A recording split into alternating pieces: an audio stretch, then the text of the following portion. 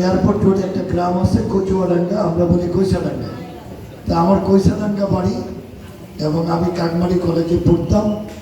আমাদের সবার একটাই লক্ষ্য থাকা উচিত, যেটা সম্মানিত অধ্যক্ষ মহোদয় বলেছেন, যে মৌলানা আব্দুল হামিদ খান ভাসানী হুজুরের স্বপ্ন আমরা বাস্তবায়ন করব ইনশাআল্লাহ। এবং ওনার প্রত্যেকটি প্রতিষ্ঠান হবে আমাদের নিজেদের প্রতিষ্ঠান। আমি এইটুকু আপনাকে বলতে পারি যে আমি যতদিন এখানে আছি আমি সর্বাত্মক চেষ্টা করব আমাদের প্রাণপ্রিয় নেতা, সারা দেশের প্রাণপ্রিয় নেতা, সারা পৃথিবীর মজলুম জননেতা মৌলানা আব্দুল হামিদ খান ভাসানীর স্বপ্ন আমরাই সবাই মিলে বাস্তবায়ন করব।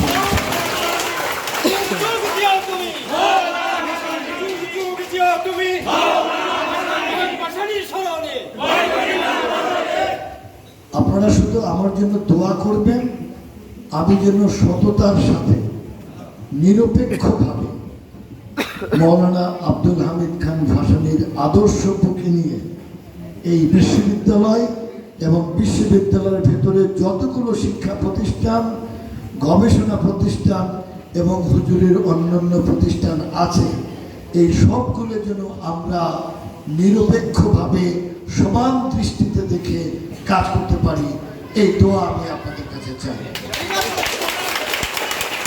আমি বিশ্বাস করি আপনারা যারা ওনার ভক্তবৃন্দ আছেন এবং জনাব আজাদ খান ভাসানী এবং জনাব হাসরত খান ভাসানী, ওনারা অত্যন্ত অ্যাক্টিভ এবং আমি বিশ্বাস করি আমি আপনাদের সহযোগিতায় ওনাদের সাথে মিলেমিশে মৌলানা ভাসানীর স্বপ্ন বাস্তবায়ন করার চেষ্টা করব। আমি আপনাদের কাছে দোয়া চাই, আপনারা সবাই ভালো থাকুন এবং আমার জন্য দোয়া করবেন।